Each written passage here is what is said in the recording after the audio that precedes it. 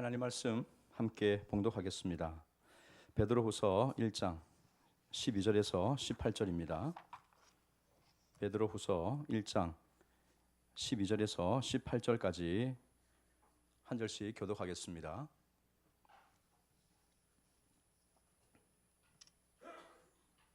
베드로후서 1장 12절에서 18절입니다.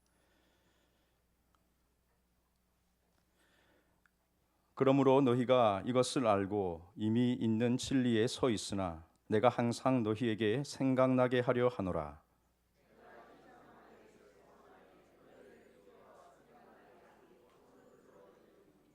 이는 우리 주 예수 그리스도께서 내게 지시하신 것 같이 나도 나의 장막을 벗어날 것이 임박한 줄을 알미라.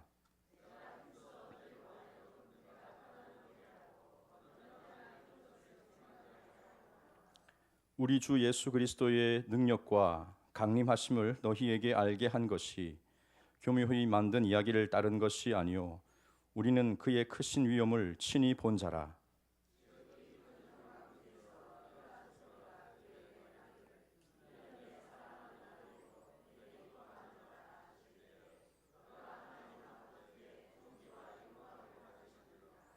이 소리는 우리가 그와 함께 거룩한 산에 있을 때에 하늘로부터 난 것을 들은 것이라. 아멘. 할렐루야, 반갑습니다. 예, 우리 옆에 계신 분들에게 이렇게 인사를 나누시면 좋겠습니다. 오늘도 은혜 나눕시다 라고 웃으면서 인사해 주시기 바랍니다. 예. 여러분 말에 힘이 있습니다. 여러분들이 하시는 말이 능력이 되어서 옆에 분에게 흘러가게 될 줄로 믿습니다. 예, 오늘도 우리는 하나님 앞에 말씀을 통해 은혜를 받고자 나왔죠. 이 시간이 하나님을 만나는 시간이 되기를 바랍니다. 베드로가 사도가 그렇게 우리에게 강조하고 있는 그 체험적 지식, 인격적인 암, 에피그노시스, 이 체험이 여러분들의 삶 속에 성령의 은혜로 통해서 날마다 경험되어지기를 주님의 이름으로 축원합니다. 이 체험이 참으로 중요하다는 사실을 오늘 우리 권사님께서 기도해 주신 내용에도 나와 있듯이 이 세상은 주님을 찾지 않습니다. 관심도 없죠. 그럴 때 참 이런 지식이 얼마나 우리의 삶을 단단하게 이 주님 안에 붙들어 주시는지 우리가 그걸 안다면 이 지식을 우리가 추구하며 나가는 것은 참으로 복이라 할 수가 있겠습니다. 제가 여러분들에게 이 용어를 한번 정의를 한번 드려볼 테니까 어떤 건지를 한번 맞춰보시기 바랍니다. 실제 언론 보도처럼 보이도록 가공해 신뢰도를 높이는 방식으로 유포되는 정보 아닙니다. 찌라시보다 업그레이드 버전이라고 합니다. 예. 교묘하게 조작된 속임수 뉴스, 예, 가짜 뉴스죠, 가짜 뉴스. 예. 찌라시는 뭐 아니면 말고 뭐 이런 식인데 이 그 가짜 뉴스는 언론 보도처럼 아주 형식도 갖추고 체계적으로 이걸 이제 기사화했기 때문에 이것을 접하는 사람마다 이것이 진실일 거다, 맞을 거다라고 받아들인다고 합니다. 그러니까 참 한 단계 더 높은 거죠. 오늘날 우리가 살아가는 사회에 이런 가짜 뉴스가 많습니다. 가짜 뉴스가 많다는 것은 그 사회가 건강하지 못하다라는 것이 될 수 있겠고, 또 그 가짜 뉴스가 금방금방 분별이 되어져서 처리가 되어지면 좋은데 이게 오랫동안 이제 사람들 속에 남아 있고 또 이것이 이제 퍼져버리면 이게 문제가 되죠. 2016년도로 기억합니다. 그 미국 대선 때 이런 가짜 뉴스가 돌았습니다. 프란체스코 교황이 트럼프를 지지한다. 이런 기사가 떴습니다. 그리고 힐러리가 테러 단체 이슬람 국가 IS죠. 무기를 팔았다. 이런 기사가 뜬 적이 있었습니다. 삽시간에 이 기사가 전 세계로 퍼져나갔습니다. 페이스북 이용자들이 이 기사를 금방 공유를 해가지고 버렸다고 합니다. 이 기사가 실제가 아님에도 불구하고 팩트가 아님에도 불구하고 이것이 이제 퍼져나가면서 트럼프 대통령이 이렇게 대통령이 당선되는데 또 큰 역할을 했던 그런 가짜 뉴스라고 이렇게 소개가 되어진 적이 있습니다. 가짜 뉴스, 그것은 오늘날 우리가 살아가는 이 시대에 판을 뒤흔드는 아주 위험한 일이라 할 수가 있겠습니다. 뭐가 진실인지, 그게 나와 무슨 상관이냐 이렇게 말하고 우리가 대처를 한다면 결국 그 가짜 뉴스가 이 사회에 만연하여질 것입니다. 나와 상관없기 때문에 관심이 없는 행동, 이것은 참 위험한 것이라 할 수 있죠. 어쩌면 우리가 사는 이 사회는 진실이 중요하지를 않는 시대인 것 같습니다. 무엇이 옳은가, 뭐가 그런가, 여기에 대한 것보다는 무엇이 나에게 유익한가, 그게 나에게 필요한가, 이런 쪽으로 아마 이 사회가 가는 것 같습니다. 포스트 모더니즘, 그런 얘기를 하죠. 이 사회가 절대적인 진리가 없습니다. 진실에 대해서는 별로 관심이 없습니다. 나에게 의미가 있으면 그거를 진실이라고 받아들여지는 사회, 참 이것은 위험한 사회라고 할 수 있죠. 탈진실 사회로 우리가 점점점 나아간다는 것은 참 위험한 것입니다. 나와 상관이 없기 때문에 옳고 그른 것을 가릴 이런 분별력을 갖지를 못하고 그냥 그것을 받아들인다면 결국 이 사회는 무너지고 말 것입니다. 예컨대 동성애가 그런 것이죠. 나와는 직접적으로 무슨 상관이 없습니다. 자기들끼리 좋아하면 뭐 문제 없는 거 아닌가, 이런 얘기를 하면서 거기에 별로 관여를 하지 않습니다. 옳고 그름의 문제를 따지지 않고 그 사람이 좋으면 그냥 뭐 놔두는 거지. 그렇게 하다가 결국 사회가 어떻게 됩니까? 나와 상관없는 문제가 아니고 나한테 큰 해가 되는 사회적인 혼란을 가져오는 그런 문제로 나타나는 것들을 우리가 경고로 삼아야 될 줄로 믿는 것입니다. 옳고 그름을 따지지 말라. 머리 아프다. 그냥 내한테 좋으면 다 좋은 거야. 그렇게 받아들이는 이 태도가 결국 우리의 삶을 좀먹고 이 사회를 위태롭게 만든다는 사실을 기억했으면 좋겠습니다. 그런데 이 가짜 뉴스가 오늘 우리가 가지고 있는 이 영적인 세계, 이 기독교의 복음 안에 만약에 들어오게 된다면 이게 어떤 문제를 야기시킬까 하는 점을 우리가 함께 생각해 보고자 합니다. 베드로 사도는 오늘 이 베드로 후서를 쓰면서 그 당시에도 그랬지만 오늘날 우리가 살아가는 이 시대의 문제점을 예견한 것처럼 보입니다. 그 당시 베드로는 이제 죽음을 임박한, 죽음을 목전에 둔 그런 시점이라 보여집니다. 이 베드로서 오늘 본문에 보게 되면 14절에 보면 나의 장막을 벗어날 것이 임박한 줄을 알미라, 그렇게 얘기를 하고 있습니다. 그러면서 자신에게 가지고 있는 염려가 있는 것이죠. 내가 떠나면 이 남은 사람들은 어떻게 되는 걸까? 이들에게 과연 삶이 어떻게 진행될 것인가 하는 것에 대해서 이 사도는 고민을 가지고 있었다는 것이죠. 바로 이단들이 퍼뜨리고 다닐 이 교회 안에 퍼지게 될 가짜 뉴스에 대해서 과연 이 성도들이 그것을 바르게 분별하고 이겨낼 수 있을까 하는 그런 생각을 이 노사도가 하지 않을 수가 없었던 것입니다. 그래서 오늘 우리는 말씀을 통해서 오늘 우리의 믿음을 살펴보고 이 영적인 가짜 뉴스를 우리가 어떻게 걸러내고 내 믿음을 지켜갈 수 있는지, 그런 부분들을 말씀을 통해서 도전받는 시간으로 삼았으면 좋겠습니다. 이 편지를 쓰고 있는 베드로 사도, 지금 죽음을 목전에 두고 있는 상황입니다. 자신이 이제 곧 하나님의 부름을 받아서 하늘로 가게 될 거라는 사실을 직감을 하고 있죠. 베드로는 이 편지를 아마 로마에서 쓴 것으로 보여집니다. 그 당시는 로마 네로 황제가 기독교를 박해하던 시기였죠. 로마는 그렇게 해서 모진 박해가 그리스도인들에게 주어졌던 시대입니다. 그리고 오늘 이 본문에 이 편지의 수신자들, 이 터키 지역, 소아시아 지역에 살고 있는 사람들은 박해의 문제보다는 아마 이 시기는 그들의 사상, 기독교를 혼란스럽게 만드는 이 이단의 사상들이 이제 독부서처럼 퍼져나가고 있는 그런 상황이었는데, 이제 베드로가 이 시대를 바라보면서 오늘 이 편지를 쓰고 있다는 것이죠. 내가 죽으면 이 남겨진 교회가 어떻게 될까 하는 사실을 가지고 오늘 이제 말씀을 우리가 함께 살펴보겠습니다. 오늘 메시지를 보니까 12절부터 15절까지 반복된 표현이 여기에 나와 있습니다. 12절부터 15절까지 혹시 찾으셨습니까? 자, 12절 같이 한번 읽어볼까요? 12절 시작. 그러므로 내가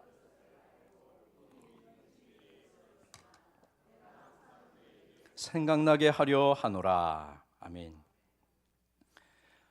내가 항상 너희에게 생각나게 하려 하노라. 이 생각나게 하려 한다라는 이 표현이 13절에도 나오죠.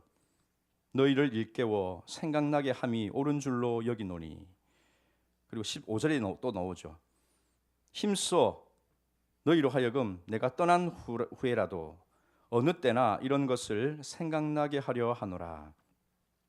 생각나게 한다.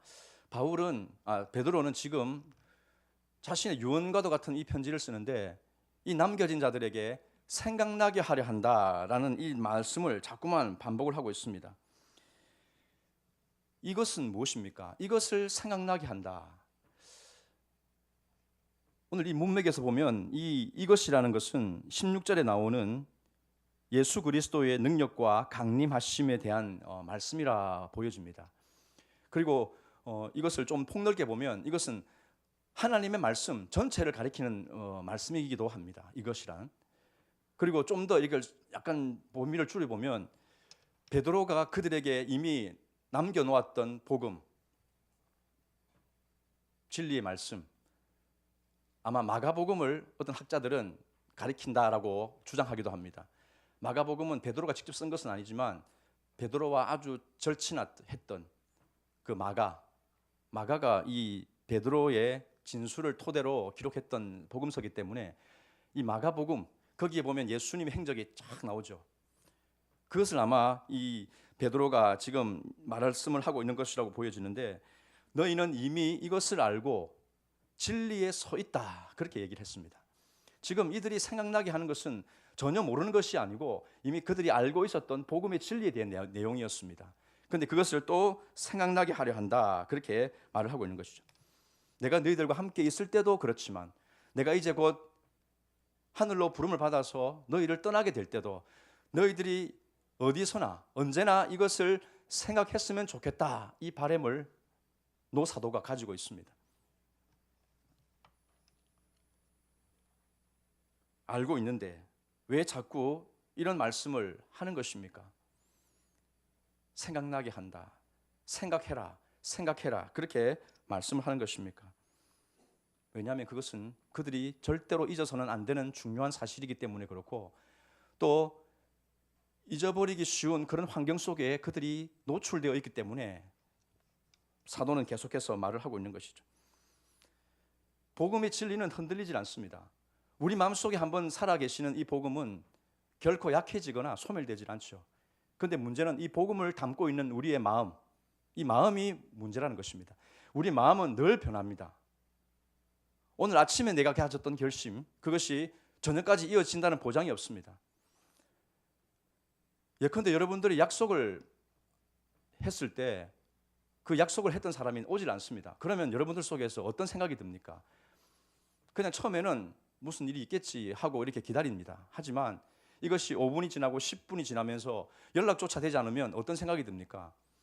이 사람이 무슨 일이라도 생긴 것은 아닐까 하면서 뭐 교통사고를 생각하기도 하고 뭔가 봉변을 당한 그런 일들을 생각하기도 하고 이 사람을 그냥 병원에 보냈다가 또 퇴원시켰다가 그렇게 12번도 바뀌어지는 생각들이 바로 우리들 속에서 일어나고 있는 그런 부분들 아닙니까?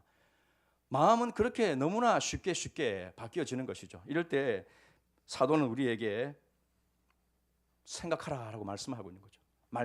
마음을 흔들어 놓는 일. 여러분들의 마음이 하나님이 기뻐하시는 생각에 머무르질 않고 자꾸만 부정적인 생각들, 소위 가짜 뉴스 같은 이런 쪽에다가 마음을 두고는 거기에 삶이 온전히 머물러 있으니까 이것이 우리를 위태롭게 한다는 사실을 이 사도가 우리에게 말씀을 하고 있는 것입니다. 베드로는 기독교의 출발이 되는 그 첫 시작점에 1세대를 살았던 사람입니다. 베드로는 예수님과 함께 했던 사람이죠. 진리의 원천이 되시는 그리스도, 진리 그 자체이신 예수님을 눈으로 보고 함께 동행했던 그런 인물입니다. 이 베드로가 살았던 시대는요, 진리가 정말 힘이 있는 그런 시대였다라고 볼 수가 있겠습니다. 왜냐하면 주님이 그들과 함께 있었으니까 말씀입니다. 그들이 생존해 있던 시대, 베드로가 성령 강림을 경험을 하고 성령 충만한 삶을 살면서 그렇게 살 수 있었을 때는 진리가 정말 효력을 발하는 시대였습니다. 그때는 교회를 흔들기 위해서 온갖 박해가 외부로부터 들어왔어도 자기 목숨을 내놓을지언정 결코 신앙을 내놓지 않는 그런 일사가구의 믿음이 바로 이 기독교 시작이었던 1세대의 사람들에게는 있었습니다. 그러니까 거짓 사상들이 까불어대어도 그것이 견뎌낼 재간이 없어서 그냥 약해질 수밖에 없는 그런 상황이었다는 것이죠. 그런데 문제는 시간이 흐를수록 1세대가 사라지고 그 다음 세대가 그 자리를 대체할 때가 문제였습니다. 이런 문제점은 성경에서 우리가 찾아볼 수가 있죠. 사사시대로 가서 우리가 볼 수가 있습니다. 사사기 2장 7절 말씀을 한번 띄워주시면 좋겠습니다. 자, 우리 이 말씀을 같이 읽겠습니다. 시작.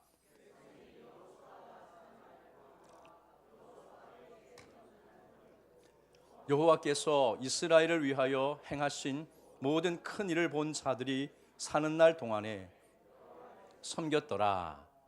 아멘. 자, 여기 보십시오. 여호수아가 사는 날, 그리고 그 뒤에 생존한 장로들이 있을 때 이들은 여호와를 섬겼다 그랬죠.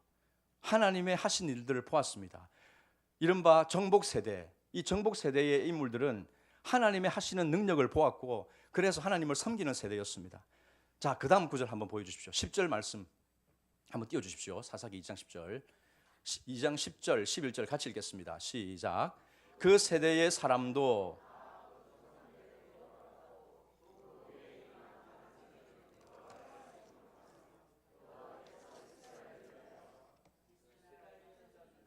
자, 10절 다 안 읽었습니다. 다시 한번 또 띄워주십시오. 10절. 여호와께서 이스라엘을 위하여 행하신 일도 알지 못하였더라. 11절요. 이스라엘 자손이 여호와의 목전에 악을 행하여 바알들을 섬기며. 자, 10절 다시 한번 띄워주십시오. 10절. 자, 10절 말씀을 보시면, 자, 이것은 앞에 있는 여호수아 세대가 이제 죽고 그 다음 세대의 등장을 여기서 말을 하고 있습니다. 자, 여기 보니까 다른 세대는, 그 후에 일어난 다른 세대는 여호와를 알지 못하며 하나님이 하신 일도 알지 못했다, 그렇게 소개를 하고 있습니다. 여기에 사사시대의 1세대, 2세대, 3세대가 여기에 나옵니다. 정리를 해볼까요? 1세대, 그러니까 여호수아 세대를 의미하겠습니다. 여호수아 세대는 어떤 세대입니까? 그들은 하나님을 알았던 세대죠. 근데 자, 2세대로 한번 봅시다. 2세대. 여호수아가 죽은 그 다음 세대. 그들은 하나님을 알았던 세대가 아니고 하나님에 대해서 알았던 세대라고 말할 수가 있겠습니다. 자, 3세대를 한번 가볼까요? 그럼 그들은 어떻습니까? 그들은 하나님을 몰랐던 세대입니다. 하나님에 대해서도 몰랐던 세대, 그렇게 말을 할 수 있죠. 자, 좀 다르게 표현을 해보겠습니다. 1세대는요, 하나님을, 잠깐만요. 1세대는 하나님을 나의 하나님으로 불렀던 세대입니다. 그죠? 2세대를 볼까요? 하나님을 나의 부모의 하나님으로 불렀던 세대입니다. 하나님에 대해서 알면 그렇다는 겁니다. 내 할아버지의 하나님, 내 아버지, 어머니의 하나님, 그렇게 불렀다는 겁니다. 근데 3세대는 하나님을 부르지 않았다고 말할 수 있죠. 1세대는 하나님을 경험적으로 배웠던 세대라고 한다면 2세대는 어떻습니까? 하나님을 학습을 통해서 배웠던 세대를 할 수 있죠. 3세대는 하나님을 배우지 못했던 세대입니다. 1세대는 경건의 모양도 있지만 경건의 능력을 행사하는 세대였습니다. 2세대는요, 경건의 능력은 사라지고 모양만, 형식만 남은 세대입니다. 그 다음 세대는 어떻습니까? 경건의 능력도 모양도 사라져버린 그 결과 어떻게 됩니까?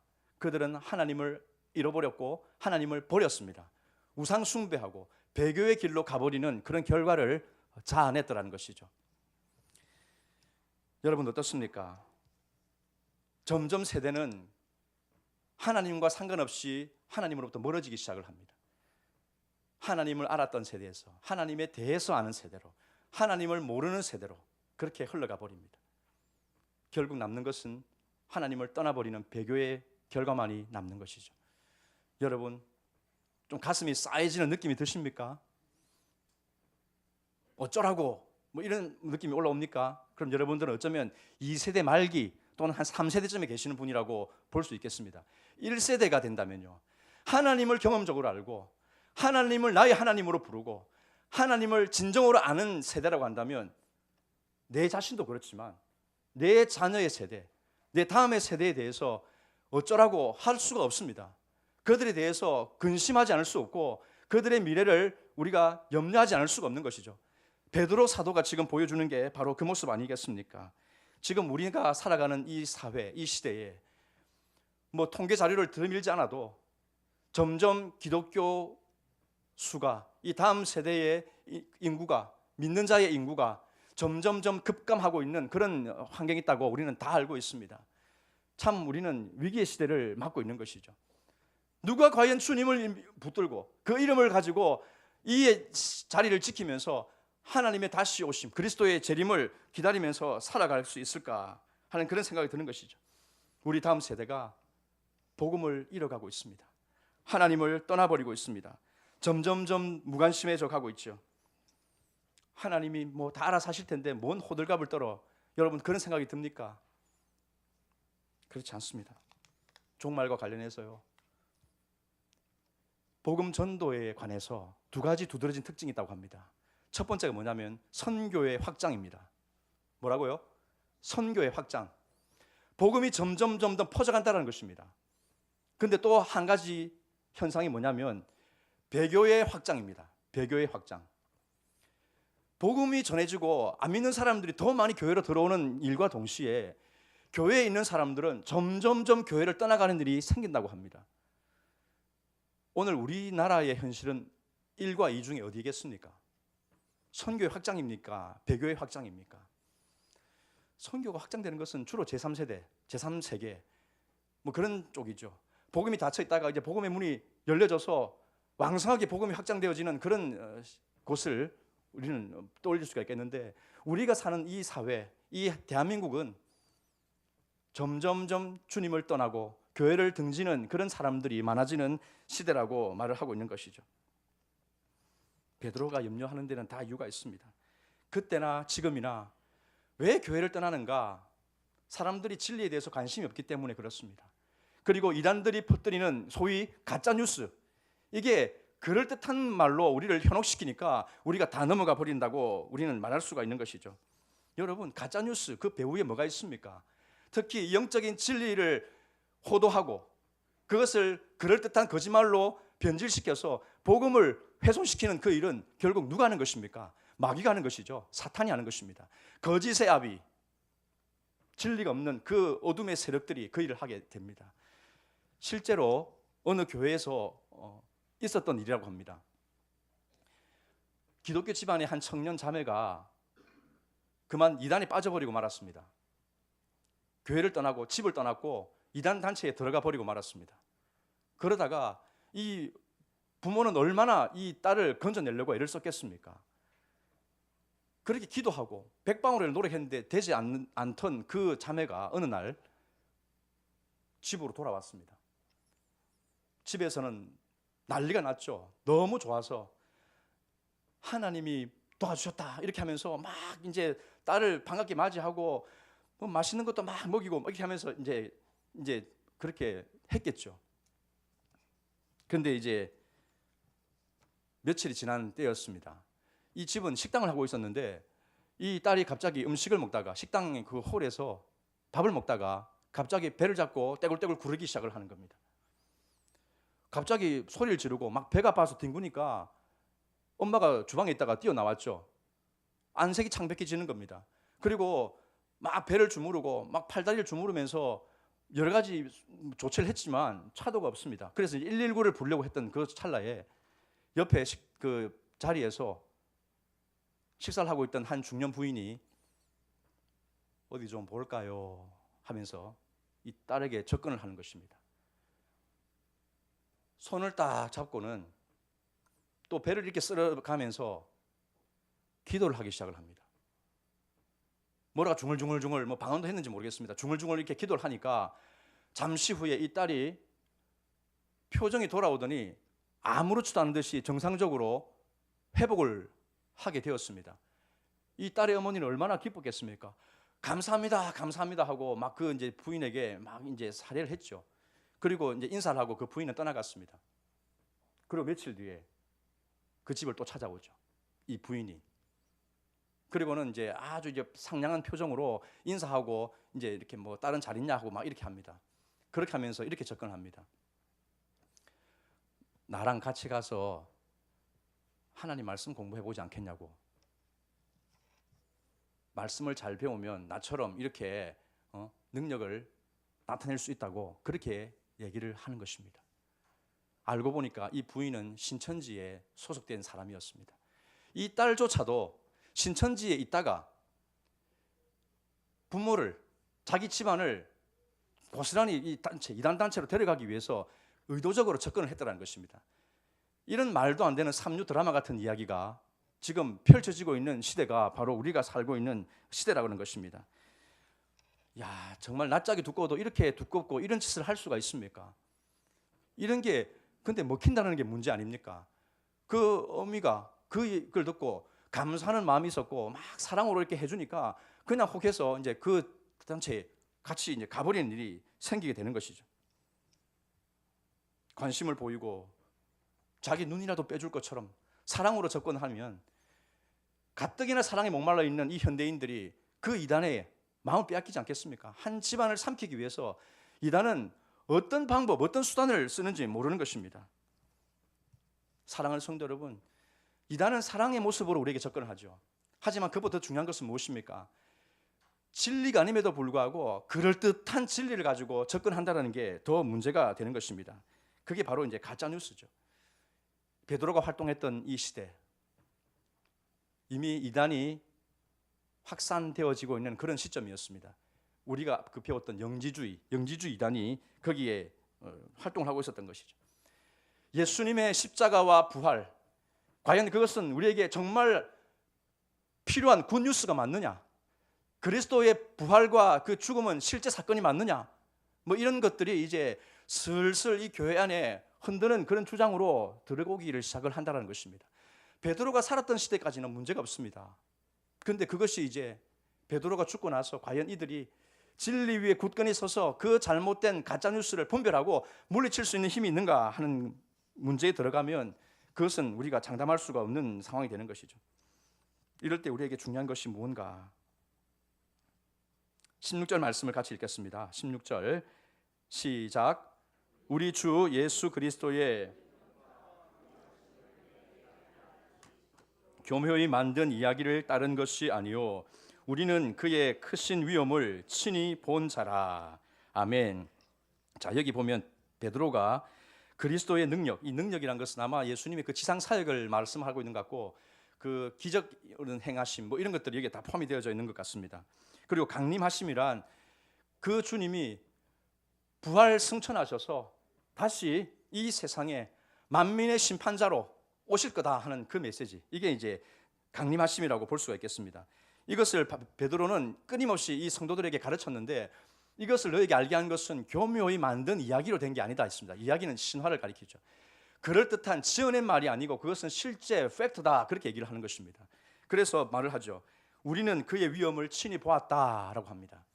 그것은 마가복음 9장에 나오는 그 변화산 상의 경험을 여기에 담고 있는 것입니다.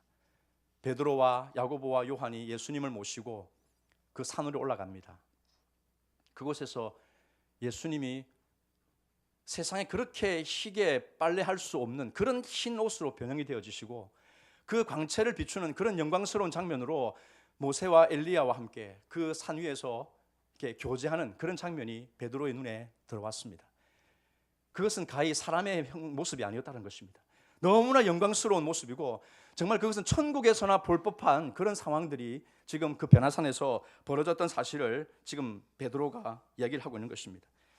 내가 보았던 것은, 내가 들었던 것들은 전부 다 사실이고 팩트다, 그렇게 얘기를 하고 있죠.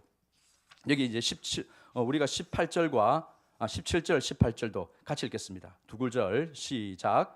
지극히 큰 영광 중에서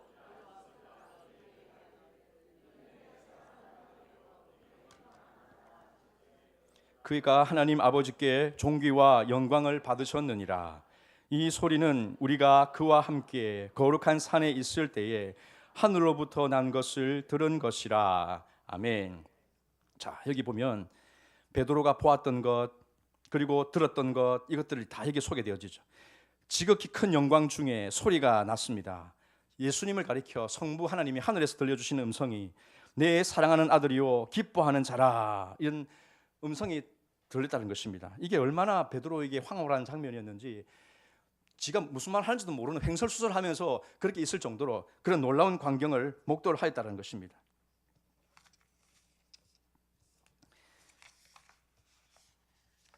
베드로는 지금 자신이 목격했던 생생한 장면을 지금 이 수신자들이 얘기를 하고 있는데, 이것은 영지주의자들, 그 당시에 들어왔던 가짜뉴스를 퍼뜨리는 이단들이 했던 주장에 정면으로 반박하는 말씀이라고 볼 수가 있겠습니다. 그들은 그렇게 주장을 했죠. 예수님은 실제 인물이 아니야. 환영에 불과해.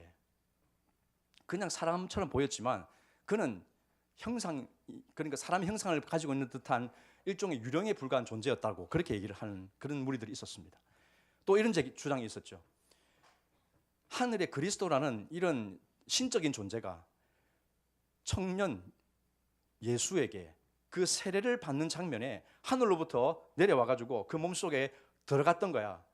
그리스도라는 이 신적인 존재가 인간 예수와 그 안에서 하나가 되면서 지혜로운 말을 하고 능력을 베풀고 그렇게 하다가 그만 십자가에 죽임을 당했는데, 그 죽는 순간에 그리스도라는 이 영혼, 영적인 존재는 하늘로 올라가 버리고 인간 예수만 무참하게 죽은 것에 불과하다, 그런 주장들을 하고 있더라는 것입니다.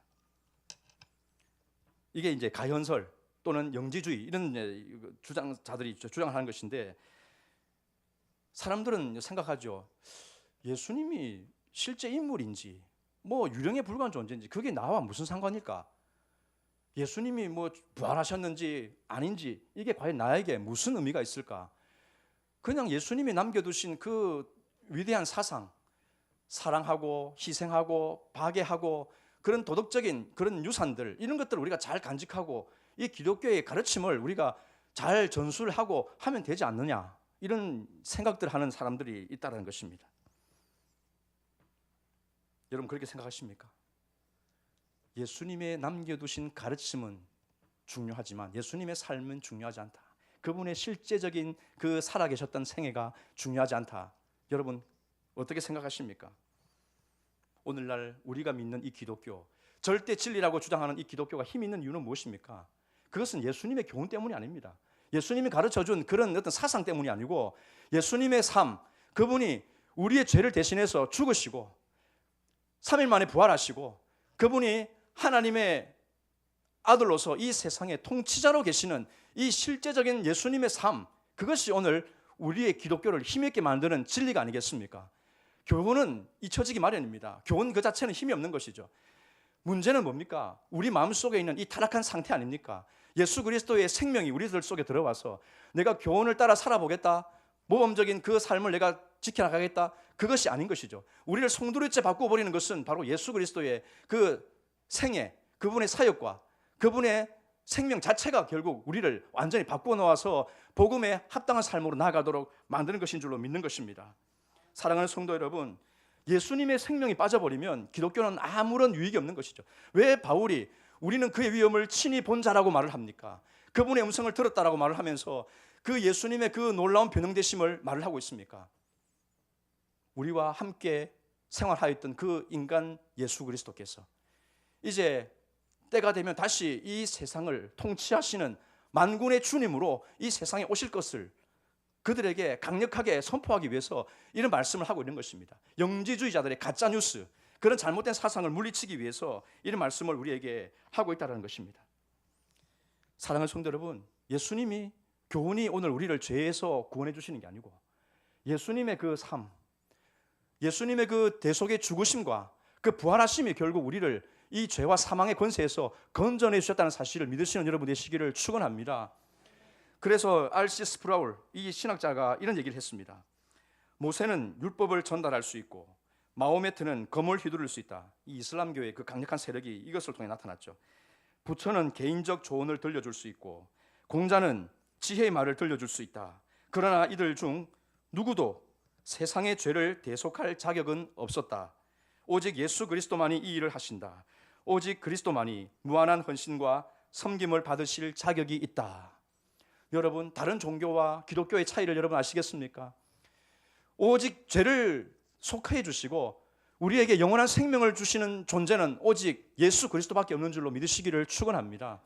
그분은 우리에게 예배를 받으시기에 합당하신 하나님의 아들이신 것이죠. 그 진리를 오늘 우리가 붙들고 살아가는 것입니다. 예수님의 이 복음을 전했던 12사도, 베드로를 비롯한 12사도, 그리고 부활하신 그리스도를 만났던 바울 사도, 그들이 이 기록된 성경을 통해서 끊임없이 전파하는 것은 무엇입니까? 예수님의 도덕적인 그런 모범 아니었습니다. 그분의 훌륭한 사상 아니었죠. 오직 예수 그리스도의 그분의 삶과 죽음과 부활과 승천과 그 재림, 이것을 바울은 우리에게, 사도들은 얘기를 하였다는 것입니다.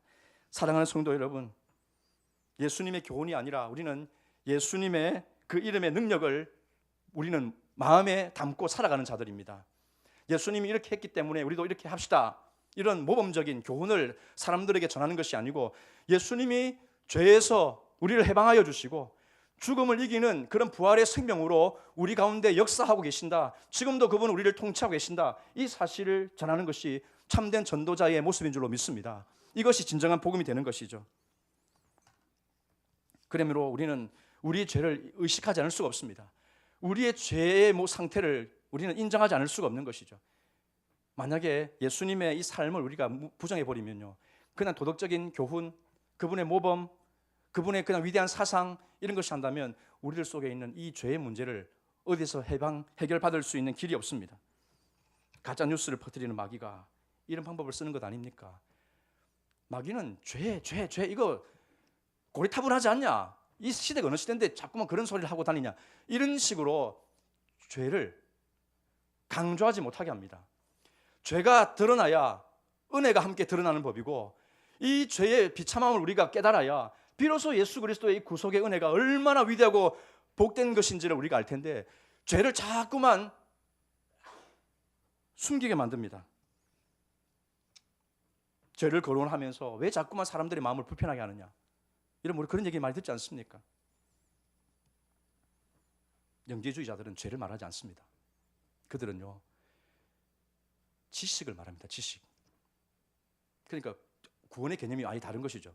지식을 얻어야 구원에 이를 수 있다, 깨달음을 얻어야 된다, 그렇게 얘기를 하는 것이죠. 여러분, 오늘날도 우리들에게 이런 메시지는 유사복음처럼 많이 이렇게 들어옵니다. 용어를 바꿔야 된다. 용어를 바꿔야 된다. 우리에게 악이란 말, 악, 이런 말을 쓰지 말자. 부조화를 쓰자, 그렇게 얘기를 합니다. 마음의 부조화, 생각의 부조화. 그러면 뭔가 나는 괜찮은데 내 속에 있는 이 마음을 고쳐먹으면 될 듯한 그런 식으로 들려지게 되는 것이죠. 죄란 말을 쓰지 말자. 죄.